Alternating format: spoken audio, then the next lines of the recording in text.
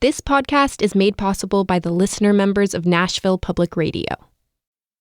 This is the Nashvillager Podcast.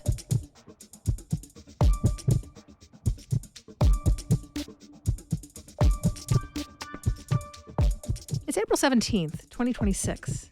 On this day in 1809, a baby boy named Adolphus Heiman was born in Potsdam. Now it's a part of Germany, but back then that city was in the nation of Prussia. And little Adolphus was the son of the man who worked as building superintendent at the summer palace of the Prussian royal family. Details of Heiman's childhood are sketchy, but he learned English. He definitely trained to become a skilled stonecutter. There are reasons to think he probably served in the military at some point and possibly was a military engineer. And then in the 1830s, he emigrated to the United States with a recommendation letter in hand from a prominent scientist, Baron Alexander von Humboldt. He tried living in a couple different cities, but he ended up right here in Nashville, where he eventually became the most sought-after architect in the city. I'm Nina Cardona, and this is your daily digest of what's happening around Middle Tennessee with historical context from Nashville Public Radio, WPLN News. There was a time when you could point all over Nashville and say, that's an Adolphus Heiman building, and so is that one, and that one. The nicest theater in town with one of the biggest stages in America, one of his buildings. The city's signature suspension bridge over the Cumberland. His design. From the city jail and the state's insane asylum to the old First Baptist Church and homes for Nashville's wealthiest families, Heiman was a prolific architect in heavy demand. Some of his work was considered innovative for its time. Much of it was thought to be beautiful. But today, you can only point to a few of his buildings. Most of his work has fallen victim to the wrecking ball. There are still some surviving examples, though. One is St. Mary's of the Seven Sorrows, which is the Catholic church downtown near the State House. It wasn't the first church built downtown, but it is the oldest one, still standing.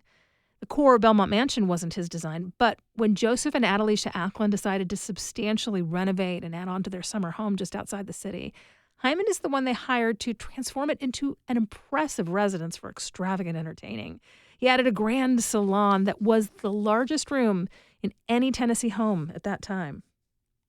Another of his buildings is in the middle of a metro office complex now, but a lot of other Nashville institutions have used it. Lindsley Hall was originally constructed as the literary building of the University of Nashville. It was used as a military hospital during the Civil War. After that, it was the first home of Montgomery Bell Academy. When the school moved out into new digs, Lindsley Hall was repurposed as a children's museum, the precursor of today's Adventure Science Center. The Nashville Children's Theater put on shows there before it got its own building around the corner. Eventually, a big chunk of the old University of Nashville campus was made into a local government office hub called the Richard Fulton Campus. There are several older buildings there repurposed as office space, and the others, made of red brick, are what you notice from the street. But once you drive into the parking lot between the buildings, you can't miss Lindsley Hall. It's the only one made of gray stone, for one thing. And it looks like a castle, complete with crenellated detailing along the roofline. It is definitely from an earlier time. It is, appropriately, on the National Register of Historic Places. But in 2011, the building was updated to be LEED certified, so it's keeping up with the times. Another place you can still see the work of Adolphus Heiman is in the city cemetery. He designed several of the monuments there. He even signed one of them. Now, everything I've mentioned so far are things Heiman was commissioned to design for other people. But in the late 1850s, he designed a house for himself. It was on the north side of town, where other German-speaking immigrants tended to live at that time. Although, as we think of our neighborhood boundaries now, we would say it is just outside of Germantown. A report on his house from the Historic American Buildings Survey describes Heiman's home as having been one story, made of brick, and, quote, an important expression of the Italian villa style. He moved into the house in 1858. 3 years later, the nation fractured. Tennessee seceded. Heiman had previously served in the U.S. Army during the Mexican-American War. Based on the assignments he was initially given during that conflict, some historians believe he must have come in with some sort of previous military experience back in Europe. And when his new home, which at that point had become part of the Confederate States of America, raised an army again, well, he joined up. He was sent to an area on the border between Tennessee and Kentucky. This time, his assignment was clearly based on his civilian experience because he was given the job of building fortification structures.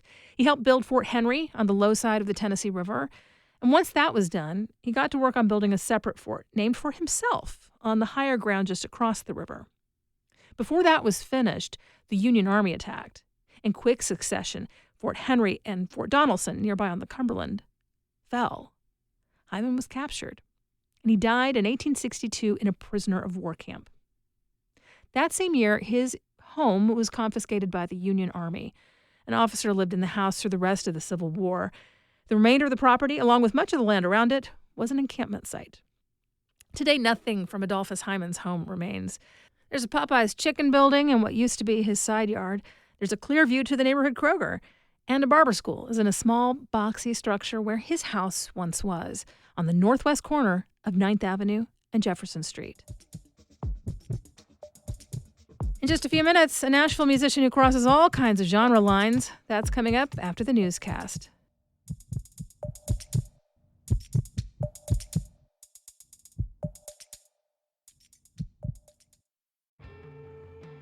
Thematic Static on WNXP is the mixtape we make together, a themed set loosely organized by you, the listener, handpicking songs according to a theme.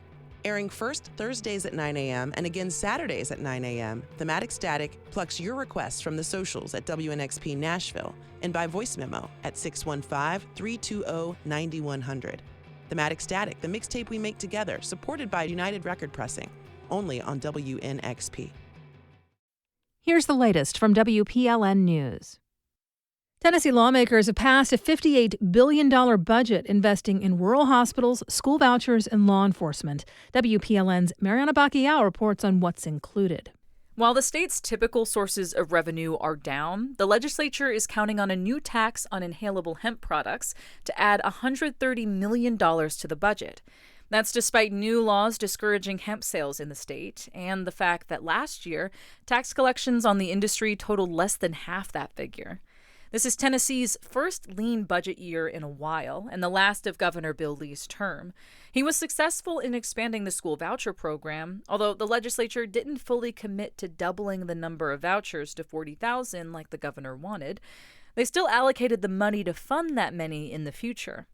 Lee was also able to get funding to expand the number of state troopers dedicated to fighting crime in Memphis, but the legislature slashed money he had set aside for youth programs in the city.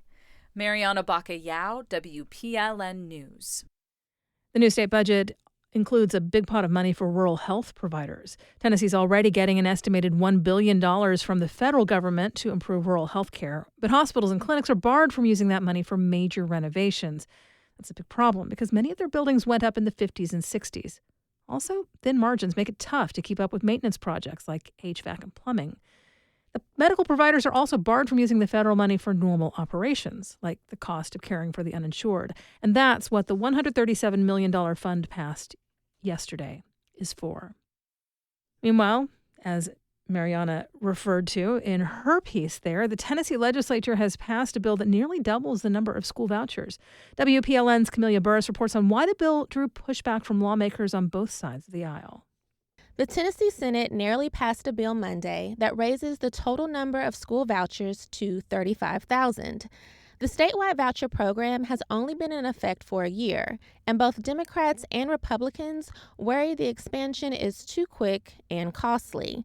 Backers of the bill praise vouchers' popularity, but Senator Heidi Campbell of Nashville says they're a subsidy for wealthy families that were already paying private school tuition. We can't obviously continue to fund private school education for all of the children in our state unless we raise taxes, unless we find some other sort of source of income. Others took issue with changing a rule to keep school districts from losing state funds when kids transfer for any reason. Under the new plan, the state will only give more funding to schools if the kids that left provided a Social Security number. Senator Charlene Oliver, a Democrat from Nashville, says this is invasive. Where's that data going? I don't even provide a Social Security number to the doctor's office when they go see the pediatrician. So we want to trust the districts with this sensitive data? I don't think so. Some Republicans also voted against the measure, saying they're from rural counties that don't want more vouchers. Some 19 Tennessee counties don't even have a private school, meaning there's nowhere for families to use one of the $7,000 vouchers. Still, the bill's sponsor, Senator Jack Johnson of Franklin, says the program is a success. But critics argue there's not enough data to show if voucher recipients are performing better than their public school peers. The bill is now headed to Governor Bill Lee's desk. Camelia Burris, WPLN News. A hospital in Cookeville reported a ransomware attack likely affected more than 300,000 patients. That's the latest in dozens of cyber attacks against Tennessee healthcare companies. It's a nationwide problem that has been worsening for years. Nashville's industrial East Bank is in the midst of a long-term transformation. One of the biggest changes to the area will be a new Tennessee Performing Arts Center. And WPLN's Cynthia Abrams reports that we now know what it will look like. In a few years, when you look down Lower Broadway toward the river, you'll see sweeping waves of metal encasing the new TPAC. It's designed by Bjarke Ingels. We try to see if this kind of canopy that becomes the invitation wrapping around the building could be a sort of almost like an architectural manifestation of music and performance. This will certainly be a shift from TPAC's current downtown look. And on the inside, there are changes too. There will be 4 venues instead of 3, adding a new cabaret space for intimate performances. I feel like we have been talking about new TPAC even before TPAC was talking about new TPAC for the longest time. We are ready. Megan Murphy Chambers, a performer with Nashville Rep, says one of her biggest hopes for the new space is better parking options. We have all been there. I'm sure you have been there. I know plenty of folks who prefer not to go downtown, period. And I totally get it. But there's not yet a huge fix. The new TPAC will have a small 170-space parking garage, which isn't exactly accommodating to performances with 2,000-plus audience members. TPAC is counting on the overall East Bank redevelopment to include enough parking. Construction on the new facility is expected to start in early 2027. Cynthia Abrams, WPLN News. Nissan's Smyrna plant has added another vehicle to the list of cars it produces, the Infiniti QX65, a luxury crossover SUV. The first one drove off the line yesterday. The factory, which employs some 6,500 people, also builds the Nissan Murano, Pathfinder, Rogue, and another Infiniti, the QX60. In a statement, Infiniti says 2/3 of the Japanese carmakers' lineup are now produced in the U.S. using domestic and imported parts. You'll find more news anytime at WPLN.org. It may still be spring, but it's never too early for the sound of summer when it comes to one Nashville artist. It's a tough spot.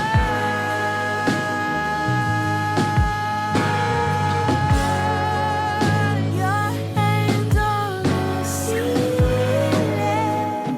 I'm still contemplating just if I should even put myself in a genre, because it feels like I have to put myself in a genre for the audience, not really for myself. Such are the ruminations of Summer Joy, a Nashville artist who's only been releasing music since 2024. I'm Julie Height, senior music writer for Nashville Public Radio. What strikes me about Summer is her belief in exploring limitless expression. She spent much of her youth in Columbia, Tennessee, where she transitioned from playing French horn in the school band to singing with a local jazz combo before moving just an hour north to attend Belmont. She's found kindred spirits in the city's rising R&B scene and dares to step out on the ledge with trusted musicians in open-ended exploration. I interviewed Summer Joy about what she brought to her debut project, the Lessons in Love EP. People usually think that I grew up in like a Southern Baptist church, with a big choir, and I grew up in like a small traditional Lutheran church singing hymns with no choir. So it's really the music that I listen to on my own is where I learned how to sing, and all the people I would listen to, Aretha, Whitney, Adele. Me to love you. As I started my musical journey singing and then playing music, like classical music and then singing again. My band directors, they're like, Summer, if you want to play French horn, it requires a really good ear. It's not just pressing buttons. I think I have very good control over my voice.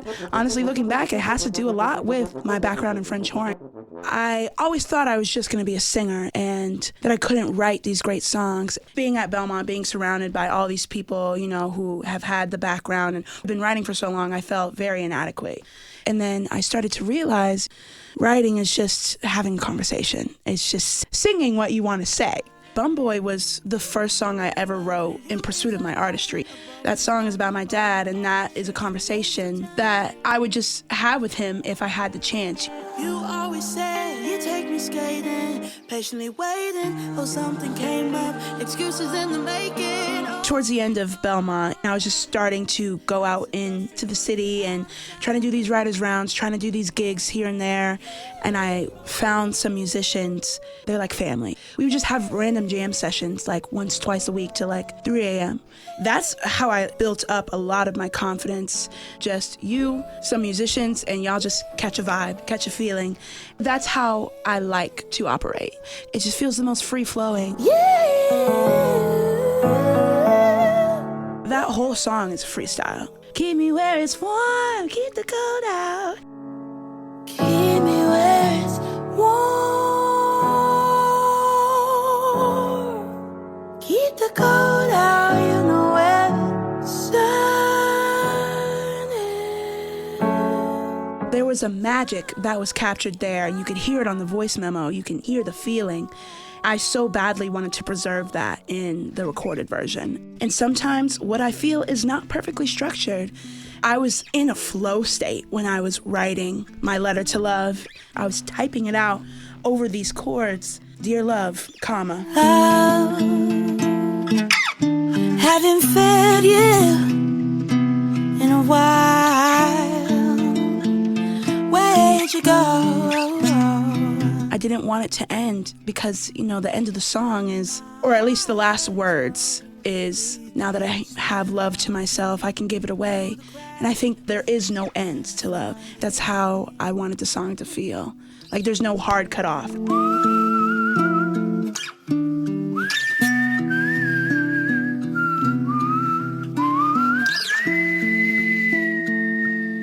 There was not a lot of writers' rounds that would even let me play. Now I realize that being different is my superpower.